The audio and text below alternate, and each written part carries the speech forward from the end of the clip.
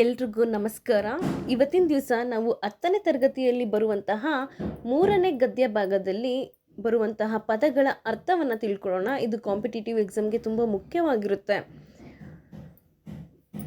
ನೋಡೋಣ ಬನ್ನಿ. ಅಸ್ಥಿಭಾರ ಅಂದರೆ ಬುನಾದಿ ಅಂತ ಕರೀತಾರೆ. ಗಿರಣಿ, ಹತ್ತಿಯನ್ನು ಬಿಡಿಸುವ, ನೂಲು ಮಾಡುವ, ಧಾನ್ಯ ಬೀಸುವ ಯಂತ್ರ ಮತ್ತು ಇಂತಹ ಯಂತ್ರಗಳಿಂದ ಕೂಡಿದ ಕಟ್ಟಡ ಮಿಲ್ಲು ಅಂತಲೂ ಕರೀತಾರೆ. ತಾಂತ್ರಿಕ, ತಂತ್ರಜ್ಞಾನಕ್ಕೆ ಸಂಬಂಧಿಸಿದ. ಮುಕ್ತಕಂಠ, ತೆರೆದ ಮನಸ್ಸು. ಶತಮಾನೋತ್ಸವ, 100 ವರ್ಷ ತುಂಬಿದ ಸಮಯದಲ್ಲಿ ಆಚರಿಸುವ ಉತ್ಸವನ ಶತಮಾನೋತ್ಸವ ಅಂತ ಕರೀತಾರೆ. ಸುಪರ್ದಿ ಅಂದರೆ ವಶ. ಕೆಲವೊಂದು ಸಲ ಹೇಳ್ತಾರೆ ನೋಡಿ, ಇವ್ರ ಸುಪರ್ದಿಯಲ್ಲಿದ್ದಾರೆ, ಅವ್ರ ಸುಪರ್ದಿಯಲ್ಲಿದ್ದಾರೆ ಅಂತ, ಆ ರೀತಿ. ಸ್ಥೈರ್ಯ ಅಂದರೆ ದೃಢತೆ. ಹರಿಕಾರ ಅಂದರೆ ಮುಂದಾಳು.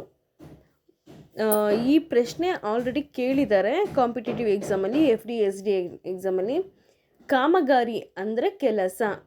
ಗೊಮ್ಮಟ ವ್ಯಕ್ತಿತ್ವ, ಉನ್ನತ ವ್ಯಕ್ತಿತ್ವ. ದೂಷಣೆ, ನಿಂದನೆ.